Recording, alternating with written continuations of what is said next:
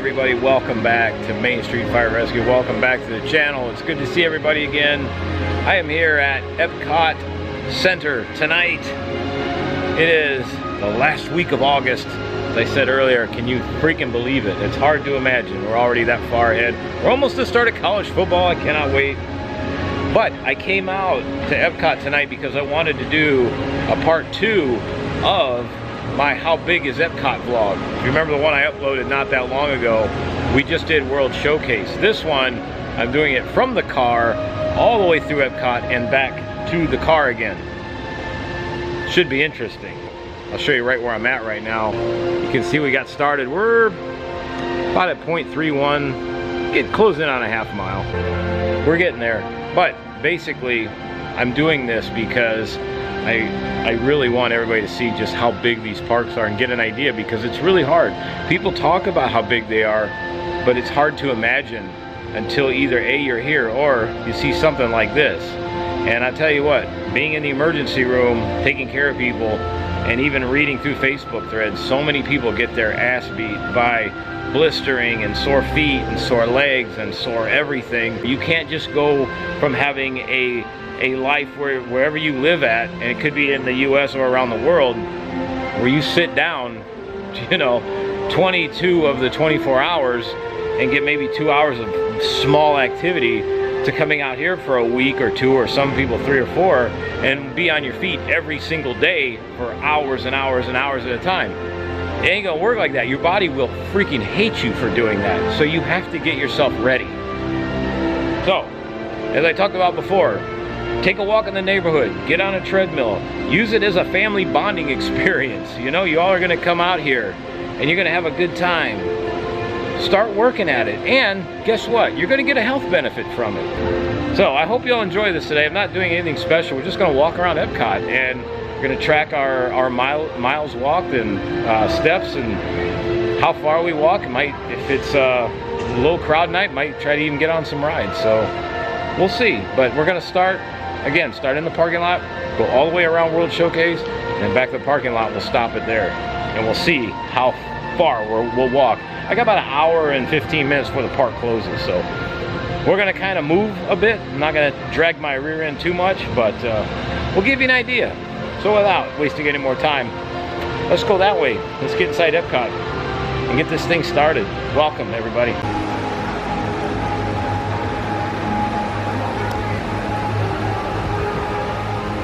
Also, I just had an idea while I was walking in. We're in the last week of the Festival of Nothingness here at Epcot. The Summer Festival of Nothingness is coming to an end this weekend. August 29th, we'll start the Food and Wine Festival. So while we're walking around Epcot, we're gonna see if we can't spot any food and wine updates, construction updates, if they're building anything, if they're gonna add anything, food booths, you name it. We'll see if we can spot anything, because it's only a couple days away.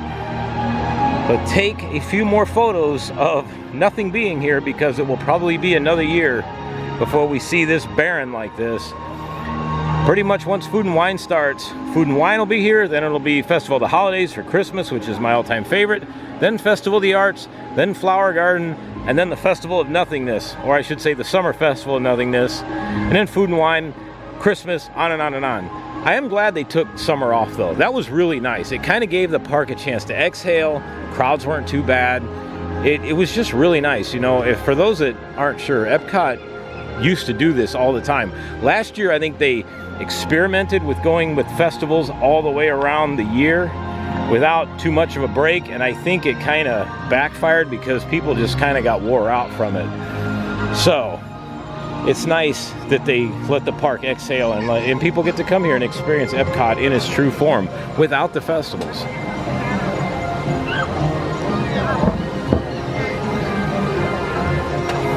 I'm down here in the center of Epcot where the big floral vagine is. What used to be the fountain, and should still be a damn fountain. But I'm over here in the center of Epcot, and I see some new booths that popped up.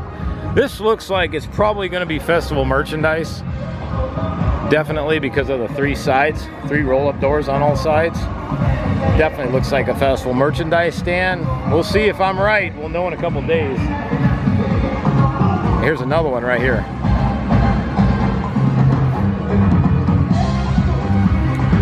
right, so what we're gonna do, I'm gonna stop and grab some of that there Beverly. We're gonna fuel up and we'll begin our walk. I got about an hour now. I checked my clock. It's right at 8 p.m. So I got an hour to make it all the way around Epcot. And again, if I stumble upon a ride that doesn't have too long of a wait, we'll ride it. What the hell happened here? Change the cups. Yeah, these cups are terrible. These are like paper thin. Plus with soda, man, it's starting to leak through already. Hopefully these are temporary, not a permanent thing. This center part of Epcot is so freaking loud now. Because you have, I pointed this out before, you have the band that plays over there at the new Communicore Hall area, and there's no backdrop to deflect the music outward. And then you have, like every probably 5 to 10 minutes, the Spaceship Earth light and music show. You have the two of those going on, and holy cow, and you can't even hear yourself think. This though, I still say, it's a nice venue for music, but terrible design to leave it open like that, because that sound just covers everything out here. There's also going to be some festival decor here, and I'm curious to see how this center of Epcot's going to look once they get all this festival food and wine going.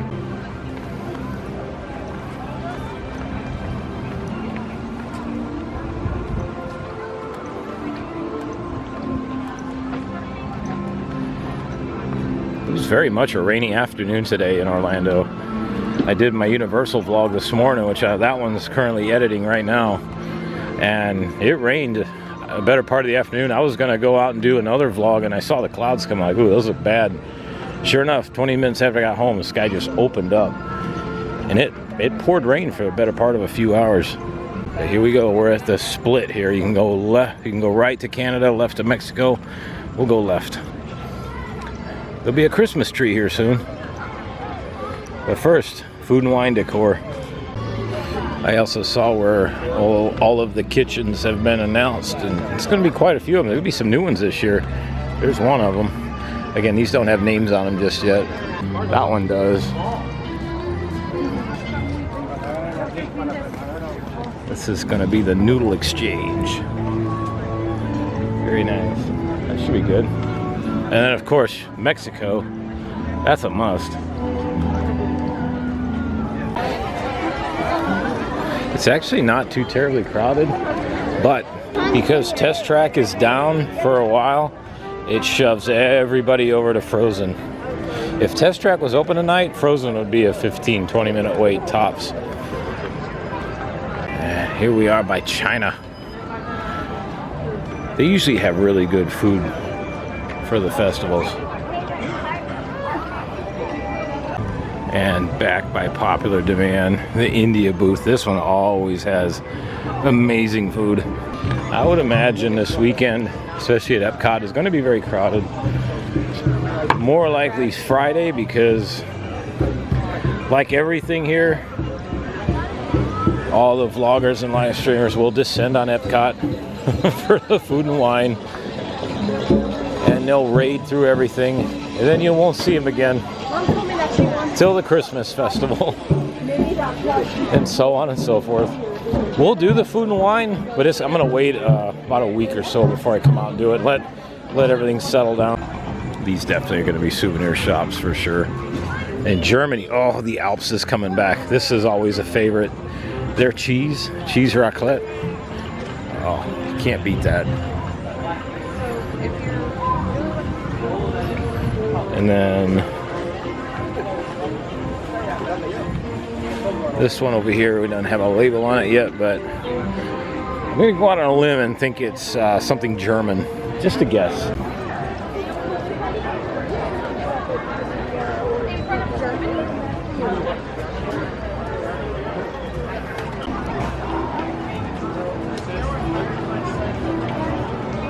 I would imagine we'll probably start seeing installations for food and wine decorations probably about midweek. And a personal favorite of mine, Italy.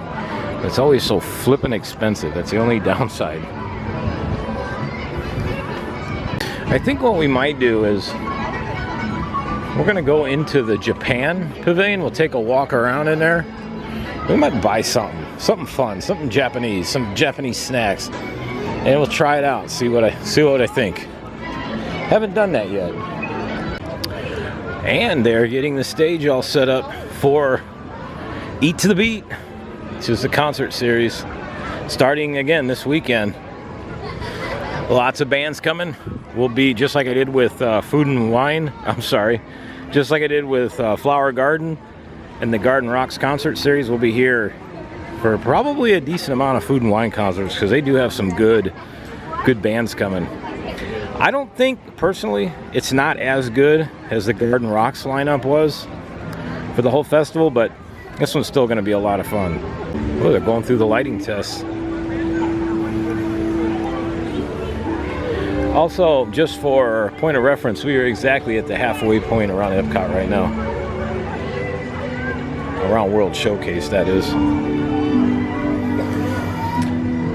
Big ball way off in the distance, that's Spaceship Earth. I walked by that a little while ago. When you use that for reference, it just shows you how gigantic this park is.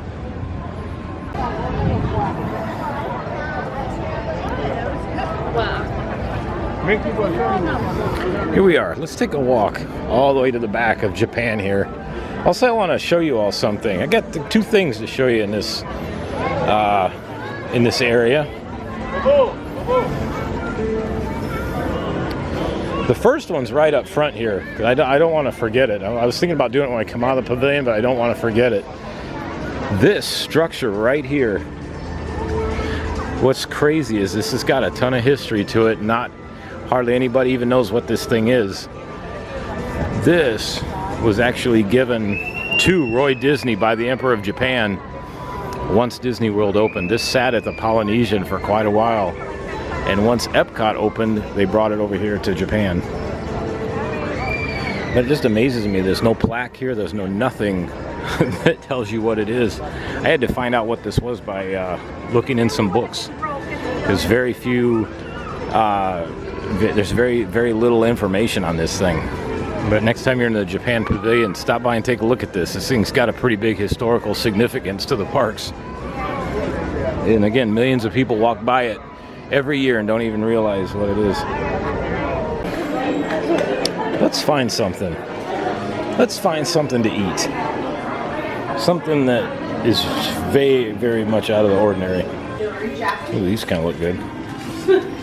Yeah. So one looks all right, let's try this. This looks something like this. Looks very different. I'm gonna try one of these. Oh, there's a chocolate one. Mango. Pineapple. Oh, banana.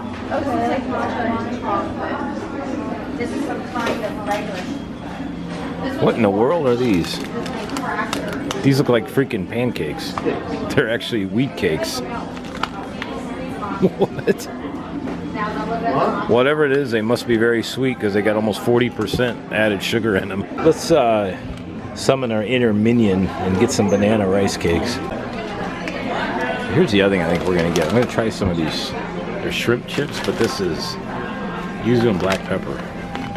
Lemon and pepper. Yeah, let's do that. What is this? I've never done this before. This will be kind of fun. All right, we got our snacks here. You know what we should do is get some sake one of these days and just walk World Showcase and drink this and just watch everything go south by the hour. That would be kind of fun, actually. All right, let's go find a place to go and try this stuff. Everybody, can I just say something real quick? If you're going to, I don't know how to say this, but make sure you know, like, don't just guess where people are from or what they're doing, like, and ethnicities and that. This is family behind me. You know, these two guys go where in Japan are you all from? And they're like, actually, we're Chinese and we're from Manhattan. Guys, I mean, it was just one of those moments where you're like, oh man, you had to be there. All right, we got our banana Japanese rice cakes. All right, so again, as I've said before, I'm not going to show myself eating these things. I don't understand why vloggers do that. I think it's weird, but I'm going to eat it and I will tell you all about it. No, I'm not going to throw it over my shoulder. I'm actually going to eat this thing. There's actually banana inside of it. It tastes just like a damn banana. Yeah, that's pretty good. Now for these baked shrimp chips with some lemon and pepper. This should be interesting.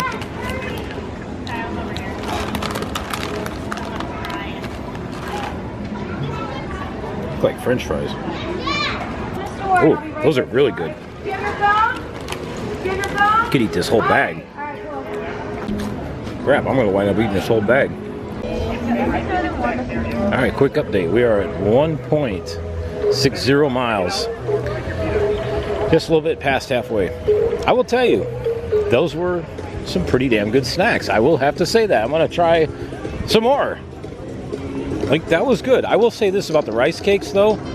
If you're a texture person, you don't like certain textures, they're very, very soft. Like really soft. Almost like a, kind of like what I would imagine if you were to slug down an egg like Rocky did in those movies when he was training.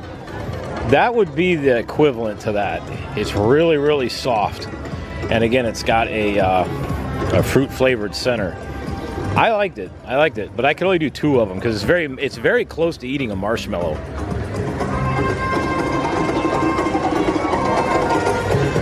But the other ones, those freaking shrimp chips, yeah, like I said, I could eat the whole bag of those. Those are excellent.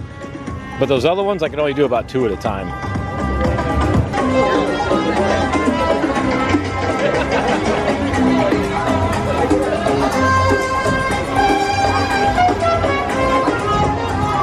Also, price-wise, that wasn't bad. It was 11 bucks for both of those. That's not bad at all. All right, while we're at it, let's take a stop in Morocco here.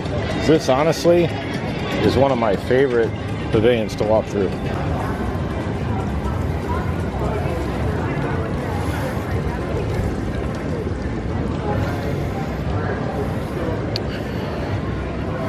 Because Disney has kind of let this go to crap back here. There ain't much going on back here, I'll tell you that, but it's a great place to come back and relax. It's a far cry of what it used to be before 2020. This is honestly one of my more favorite rooms to come in and relax. It's open air, it's open to the outside, which I think is really cool. And it's got this little fountain in here. It's just very peaceful. The one thing I want to point out about this architecture is in Moroccan tradition, while it looks almost exactly perfect to us, there are flaws left in this. And the idea is the only one that is perfect in their culture is Allah. So anytime they do something like this is all done by hand, but they leave one slight imperfection somewhere in this. But this was all laid in by hand, all of this. Or they had Moroccan artisans come over to the United States and help build this and design this and then do all of the artwork. You can tell when you get close, this is all done by hand. I mean, this is beautiful. This is, again, I've said this before, this is what Epcot is all about, these various countries. This area I'm in is called the Fez House.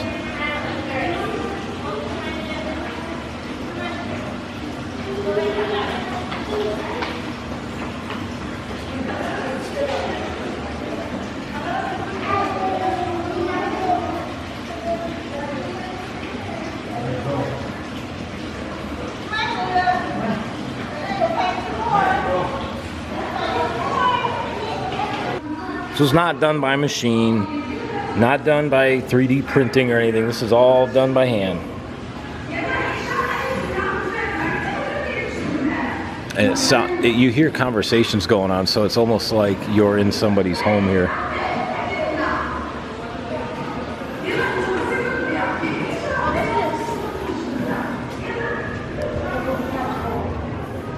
I really do hope that at some point that this gets reorganized and they bring this pavilion back to life, because it is a shame what's happened here. Visiting this pavilion prior to 2020 and post 2020, it's night and day. You know, this was Restaurant Marrakesh back here. This was one of those that I kicked myself for not eating at when it was open. I kept delaying it. Oh, next time we'll eat there, next time. And well, as you know, 2020 came and went, and so did a lot of really cool stuff. This I want to point out, which I think is really spectacular. You can't see it from here, obviously, because of viewpoints. But when you look at this from across World Showcase Lagoon, on the other side by the Odyssey restaurant, you see the Tower of Terror directly behind this. The Tower of Terror was built to almost be an identical replica of this, as it wouldn't ruin the sight lines. So it looks like it falls in line with the Moroccan skyline. Like I said, that's back when Disney actually cared about details. They probably wouldn't give that a second thought nowadays to do something like that, I hate to say. And then this is Restaurant Marrakesh, once again never reopened post 2020. Apparently Disney, I don't know the full story, but there was a falling out with the Kingdom of Morocco, where they basically said you guys can have it, or whatever went on. They turned it back over to Disney, so Disney's running this pavilion, and sadly it shows, because there's absolutely nothing going on back here. Nothing like it used to be. There used to be all kinds of shops, there used to be all kinds of entertainment. There was even like lantern and lamp shops. You could buy these Moroccan lanterns like you see hanging from the ceilings up here. You could buy these little they look like magic lamps. They were incense burners. They're very similar to what's on these tables here and these shelves. These are permanent fixtures. Those won't move, but you used to be able to buy these here. I mean, it just sucks. You know, they're talking about filling in rivers of America and doing all that crap, and yet they got, you know, instead of making bullcrap announcements about intellectual properties, bring World Showcase back to life again, because it's so much needs to come back, especially Morocco. Like I said, it's a shame that this sits the way it does, because people literally just walk through here. There's nothing going on. During the day they have like a sangria bar back here, but that's about it. And there's a Jasmine meet and greet, but again, a far cry from what used to be here. This was like walking through, now I've never been there, but I would imagine it's very similar. This is like walking through a Moroccan city market. Got all kinds of stuff going on back here. All right, we got 15 minutes left to go. I tell you, it's amazing when you're walking around World Showcase, even Epcot in general, just how fast the time goes. I mean, an hour just freaking flew by. And up here is the France Pavilion. We'll go back and check out the Remy situation. If it's not a long line, we'll ride Remy. Or we'll ride Remy's ride. Let's put it that way. The other way sounds pretty disgusting. This is always one of my favorite forced perspective moments right here. There's the International Gateway that'll take you back to the Epcot and Boardwalk resorts. That's the one neat thing about Epcot, is there are two entrances. Well, I was hopeful, but not so much. Man, that's a big line for the end of the night. There's only now about 5 to 10 minutes left. Yeah, that's going to be every bit of 40 minutes, sadly. But this, again, is the result of not having Test Track open. Test Track takes a ton of people out of the equation and spreads them around the park. You close a big ride like that, between this one and Frozen, this is what happens. So just keep this in mind, everybody. All of you that have vacations planned up until next summer here to Disney World, especially Epcot, it's a little bit more of a challenge, especially during busier times. It's not even that busy today. So especially once Christmas and that rolls around, and Thanksgiving and spring break next year, The attractions here are going to be insane as far as the wait time, so just keep that in mind. And the lightning lanes will probably disappear in record time, because test track being out of the equation is a big deal. All right, that was France. Now we're going to begin to walk back around the other side of Epcot here. Next up, UK and Canada. And I learned from my other vlogs, I got to be real careful with this fireworks show. Some of this music in here, I had to edit some of the other one out that I did because it had me blocked in a large part of it, areas of the world, because of copyrights. That's so weird. Some of this Disney music is strange when it comes to the copyright laws. Wow, big line for fish and chips tonight. Holy cow. They must be raising the price tomorrow.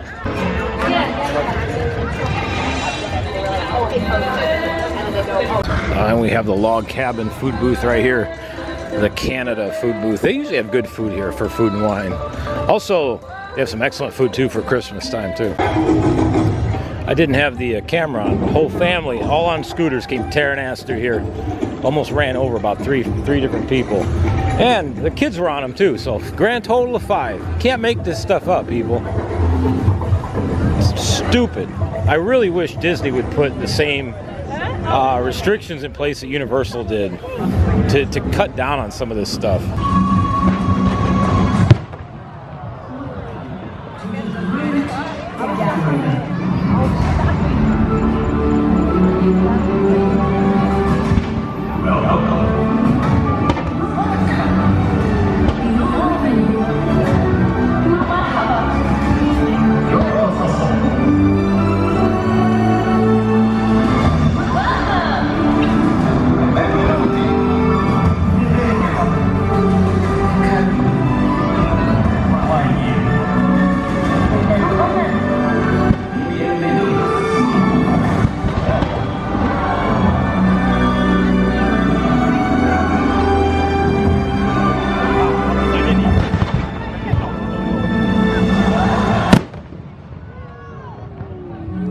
It's our unified heartbeat that connects us, reminding us that we are more alike than we are different. A rhapsody of rhythms that unites us and connects us through commonalities of the heart.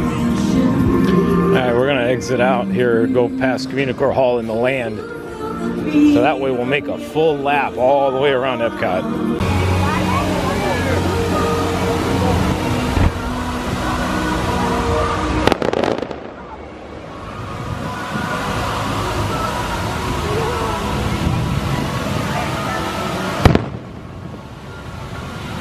Oh, looks like we're gonna have some food booths over here by the land.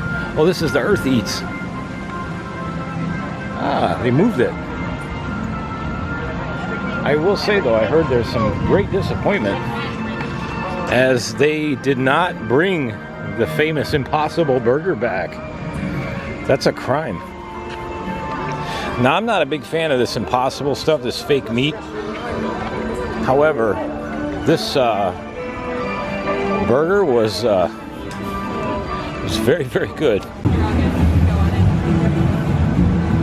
Once the rides are still open tonight, there must be after hour, not after hours, but extended hours for the deluxe resort guests tonight.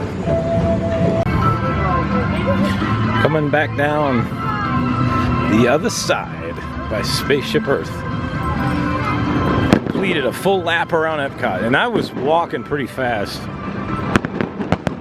So think about that. I had about a little over an hour. And I stopped in the Japan Pavilion for a few minutes to get some snacks. Curious to see what this is going to be when we get in the car.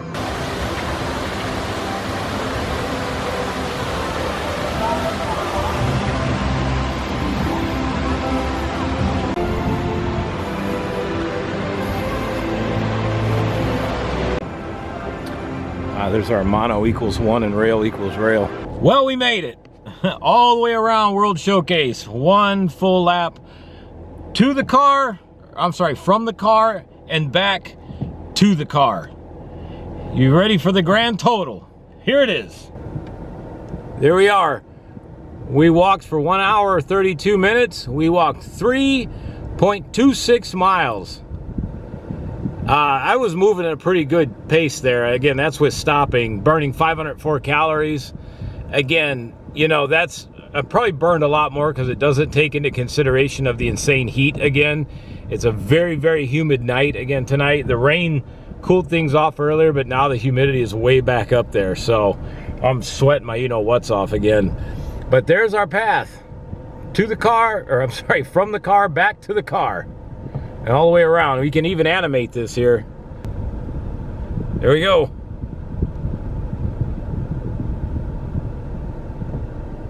$3.26. So again, these parks are not for the faint of heart. I'm telling you. Now, everybody can get out and enjoy these parks, but I'm doing this because, again, it shows you just how much walking you're going to do. And I didn't even park far back in the parking lot. I'm relatively up close, so add another probably 3/4 of a mile onto that, you know, if I parked way in the back like we have to do sometimes. So that'd be almost 4 miles. That's one park.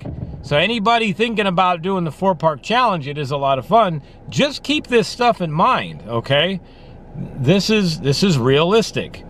This is how much you're going to be walking and moving and everything else. And again, if you plan for this and practice, you can make this happen without renting scooters and strollers for 12-year-olds. You know, I'm sorry, but I'm completely against that. There's absolutely zero reason for a 8, 10, 12-year-old to be riding around in a stroller, unless obviously there's certain circumstances, but the chances of that are very slim. And if they're not, if we have this insane amount of 8, 9, 10, 11, 12-year-olds that need to be pushed in strollers because we have that many handicapped kids, then we need to start that conversation, because now what the hell is going on here, right? So, you know, something isn't right here. And I think it's parents not wanting to say no and, you know, afraid, oh, I don't want to upset the kids, I don't want to ruin our trip, when, again, you can think about how much money you'll save too, you know, and just, even if you bring these strollers with you, not dragging that crap around. I see so many people every day here just dragging crap around with them, and you often wonder, you know, at the end of their vacation now, you often wonder, or even the end of each day, how much of that stuff on these strollers and all that did you really use? Probably say maybe 20% of it. But, you know, it's all about, everybody's got to have everything on them, you know, so you've got to look good on social media. So, but this is a good example of, again, how much you're going to be walking. And again, if you get ready for this, you can do it. You absolutely can do it. There's no reason anybody can't do this. These parks have been open since 1971. People weren't rolling around in scooters and strollers back then, right? Nothing, that hasn't changed much. These parks have not changed in size. They're still the same size. Look back in videos from that era. You can find them all over YouTube. You could count maybe on one hand how many strollers you see, and no electric scooters, very few wheelchairs.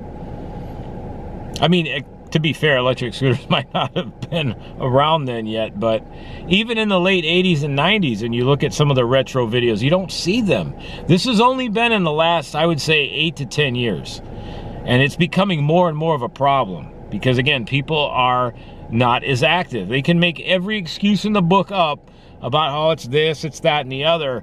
Our level of activity is dropping way down.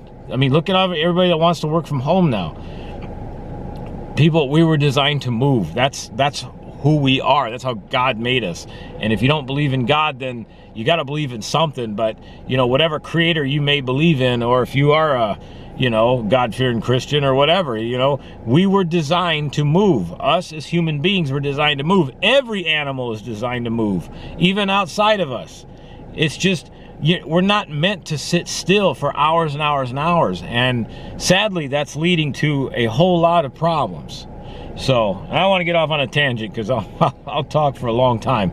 But anyway, I want to do this to show you again how big these parks are. And when I come back and do a part 3 of this, we're going to do the 4 park challenge, which will pretty much take a day to do. And I'm just going to let this thing roll the whole time, and you'll see exactly how many miles you will walk doing a 4 park challenge. A lot of people talk about it online, like, oh, we're just going to do it, and there's a lot more to it than that. There really is. It's a big deal.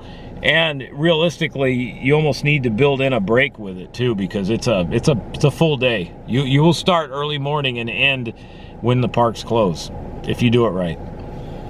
So I hope you all enjoyed this. I had fun doing it. The snacks were fantastic. I'm gonna eat some on the way home. But we'll get this uploaded, we'll get it out for you to see, and again, lots more to come this week. I'll see y'all again shortly. This vlog has been the truth. It's been actual, and I hope for everybody out there watching, it's been mighty satisfaction for y'all. Have a good evening, everybody. Main Street Fire Rescue out of service. Good night. See ya.